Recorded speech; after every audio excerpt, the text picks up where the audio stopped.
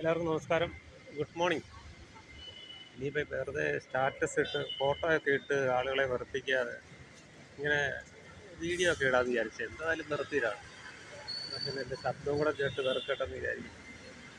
ഇപ്പോൾ ഞാൻ കലൂരാണുള്ളത്, എറണാകുളം. എല്ലാവർക്കും അറിയാം കലൂർ നമ്മുടെ പിന്നെ മെട്രോ സ്റ്റേഷൻ്റെ വാതിലിൽ നിൽക്കുവാണ്. ഇവിടെ മെട്രോയിലൊന്നും കയറാൻ വേണ്ടി വന്നതൊന്നുമല്ല. മഴയായതുകൊണ്ട് ഇങ്ങോട്ട് കയറി വന്നു. മഴ പെയ്യും, ഇതുവരെ പെയ്തിട്ടില്ല. എപ്പോൾ വേണമെങ്കിലും പെയ്യാം. ചെറുതായിട്ട് ചന്നം പിന്നെ പെയ്യുന്നുണ്ട്.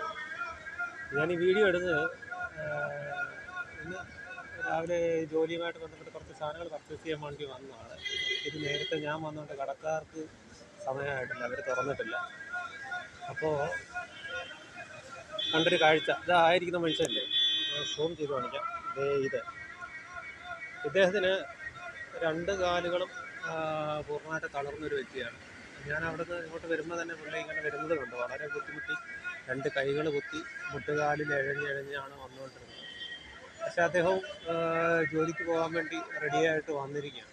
എങ്ങനെയാണ് പോകുന്നത് അതിനെപ്പറ്റി ഒന്നും അറിയത്തില്ല. സത്യത്തിൽ യാത്രകളെ പറ്റിയിട്ട് എന്തുമാത്രം കാഴ്ചകൾ നമ്മൾ കാണേണ്ടി വരും. ഓരോ മനുഷ്യൻ്റെ എന്തെല്ലാം അവസ്ഥകളിലൂടെയാണ് മനുഷ്യന്മാർ പോകുന്നതെന്നും എന്തെല്ലാം ബുദ്ധിമുട്ടുകൾ അനുഭവിച്ച് ആ ബുദ്ധിമുട്ടുകളെ തരണം ചെയ്യാൻ വേണ്ടി. കാരണം ഈ ജീവൻ ഓരോ ദിവസവും ഒന്ന് ജീവിച്ച് തീർക്കുന്ന ആളുകൾ പെടുന്ന ബുദ്ധിമുട്ടും കഷ്ടപ്പാടും എത്രമാത്രമാണെന്നൊക്കെ നമുക്ക് കാണാൻ സാധിക്കും.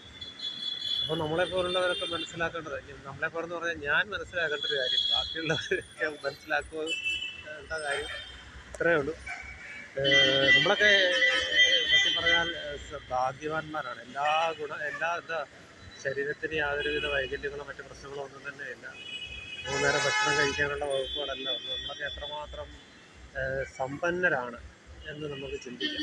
കാരണം ബാക്കി എത്രയോ ആളുകൾ ചിലപ്പോൾ ശാരീരികമായ ബലഹീനതകൾ കാരണമായിരിക്കാം, അല്ലെങ്കിൽ മാനസികമായിട്ടുള്ള പ്രശ്നങ്ങളായിരിക്കാം, അല്ലെങ്കിൽ അവരുടെ സാമ്പത്തിക പ്രശ്നങ്ങൾ കൊണ്ടൊക്കെ ദുരിതം അനുഭവിക്കുന്ന കോടാനുകോടി ആളുകളുടെ ഇടയിൽ നമ്മൾ സന്തോഷകരമായിട്ടൊരു ജീവിതമാണ് നയിക്കുന്നതെന്ന് ഇവരൊക്കെ നമുക്ക് കാണിച്ചു തരികയാണ്.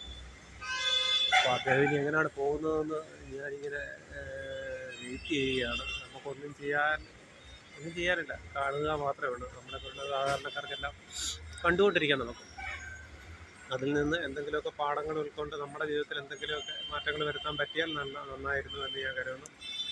അപ്പോൾ എന്തായാലും എല്ലാവർക്കും ഒരു നല്ല ദിവസം ആശംസിക്കുന്നു.